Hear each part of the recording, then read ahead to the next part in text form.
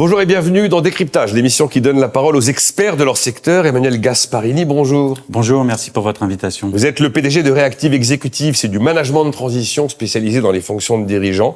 Vous allez en très peu de temps apporter des managers qualifiés à une entreprise qui traverse une phase difficile ou un moment stratégique important. On va vous trouver dans les domaines administratifs, financiers, ressources humaines, systèmes d'information et les fonctions de production également. Les deux domaines dans lesquels vous êtes le plus souvent, c'est l'industrie et les services. La région dominante dans vos missions, c'est l'Île-de-France. 6 mois en moyenne une mission. Mais dans un cas sur deux, vous dites qu'elle peut être prolongée. Et alors, l'événement de l'année, c'est qu'en 2024, vous avez racheté l'entreprise aux côtés d'un fonds privé et de BPI France. J'ai dit intervenir très rapidement. Intervenir très rapidement. Notre proposition de valeur et notre engagement vis-à-vis des clients, il est dans notre nom, c'est la réactivité. On s'engage en 48 heures, après la prise d'un brief, d'un besoin client, à lui proposer 3 managers de transition. D'accord. Pourquoi 3 ? Ah, 3 noms différents, d'accord. Okay. 3 différents, disponibles immédiatement, ayant tous les 3 les expériences et les expertises requises.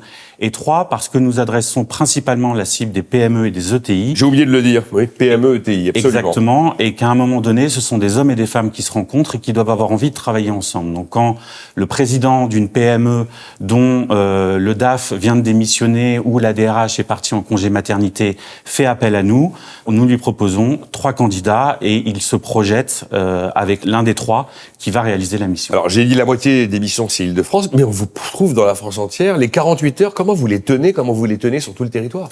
Alors on a des outils et des process qui visent à tenir ces 48 heures. Hein. C'est la clé de voûte du succès du cabinet.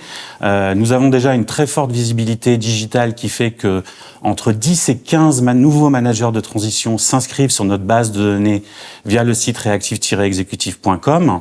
Donc nous avons la plus grosse base de marché de 18 000 managers de transition et nous nous sommes dotés d'outils IA qui vont nous permettre de donner du sens à la data que nous stockons sur les managers et de pouvoir faire un pré-matching automatique entre les expériences, les expertises et les soft skills requises pour une mission. Tout ça ? Ah oui, tout à fait. C'est équation à plusieurs entrées. Bon, les principales missions, visiblement, c'est pour pallier une absence, une démission.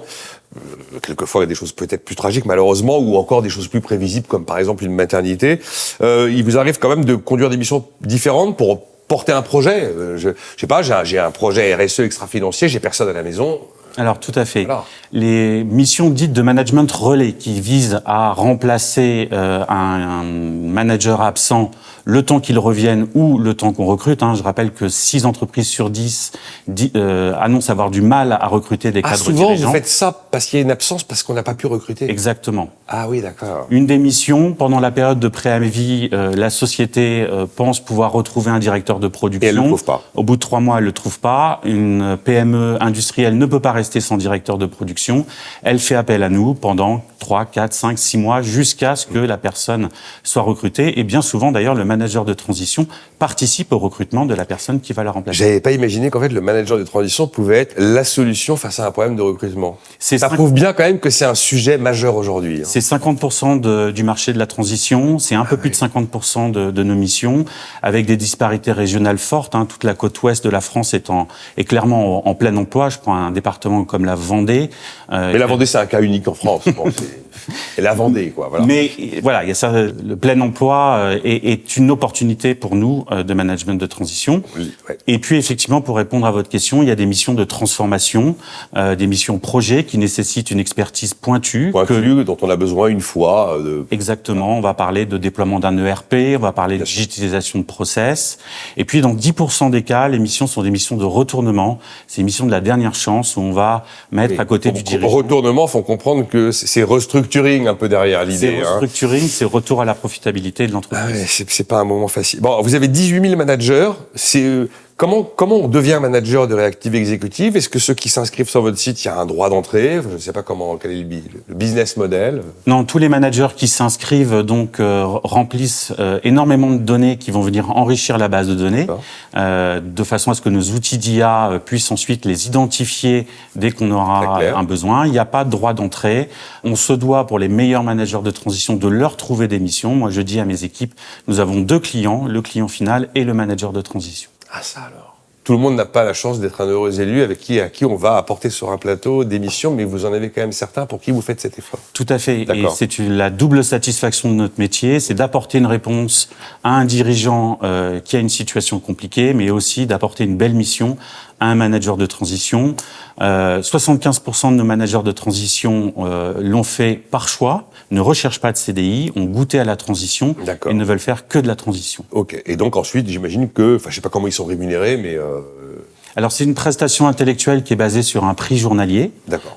Donc ils sont rémunérés au nombre de jours travaillés dans le mois, multiplié par ce prix journalier. Si leur profil est recherché, ils ont une alerte sur le fait que dans cette région-là où ils se trouvent, on a éventuellement besoin d'eux. Voilà. Exactement. Dans les données que l'on stocke sur chaque profil, il y a effectivement leur mobilité, leur disponibilité, leurs expertises. Alors, vous avez eu on a eu des événements récents qui ont participé à doper la demande de managers de transition. Vous expliquez que la hausse des prix et des coûts y a participé, que la période de remboursement des PGE, qui était un truc un peu inédit, y a participé aussi. Oui, tout à fait. Surtout sur le segment des PME et des ETI, l'augmentation du prix des matières premières, de l'énergie, le début de remboursement des PGE a mis certaines sociétés dans la nécessité d'avoir des fonctions financières bien plus, je dirais, expertes. Ah oui. Souvent, le dirigeant faisait office de DAF, et donc on a eu une explosion des demandes de contrôle de gestion, de direction comptable, de direction financière. C'est plus simple d'être dirigeant et d'être DAF pour aller chercher le PGE que le moment où il faut le rembourser. Je suis bien d'accord. Allez, 3 questions pour finir rapidement. Vous vous êtes fixé des objectifs RSE. Alors, quels sont ces objectifs que vous avez décidé de suivre? Alors, le fonds Elige Capital, qui est un des 2 partenaires avec BPI France, voilà, qui m'accompagne dans ce projet de LBO et qui m'aide dans la croissance, a aussi des objectifs RSE. Donc nous travaillons ensemble sur la définition d'une politique RSE. Alors déjà sur le volet social, faire en sorte que les employés du cabinet, j'ai une quinzaine de salariés du cabinet, travaillent dans des conditions les plus optimales, avec une politique de rémunération attractive, avec des conditions de travail importantes. Nous lançons aussi un bilan carbone de toutes nos missions pour travailler avec les managers de transition et voir comment diminuer le bilan carbone de nos missions de transition. Nous allons lancer des projets d'économie sociale et solidaire. Oui, tout à fait. D'aide, de sponsoring, d'associations. Voilà. Ce qu'il faut savoir, une des spécificités du cabinet par rapport à d'autres confrères, c'est que nous travaillons beaucoup avec le monde associatif. Oui, c'est vrai, j'avais vu ça, oui. Je ne l'avais pas noté spécifiquement, mais oui. Voilà, avec un pool de managers de transition dédiés qui cherchent des missions à mission, des missions qui ont du sens. Donc nous travaillons beaucoup avec des sociétés d'insertion professionnelle, d'insertion des handicapés, de logement d'urgence. Et ça participe aussi de notre politique RSE. Allez, on n'a pas le temps, donc 2 chiffres, mais je vais les donner. Objectif, doubler le chiffre d'affaires à l'horizon 2027. Et puis développement à l'international. Vous voulez doubler aussi là la part de l'activité hors de France? Oui, aujourd'hui c'est 15%. Moi je viens de grands groupes nord-américains. J'ai fait toute ma carrière à l'international. Donc vous êtes picousé à l'international. Exactement. Et c'est aussi une volonté de certains de nos managers de transition d'avoir ce type de mission. Merci Emmanuel Gasparini, le président de Reactive Executive. Merci infiniment.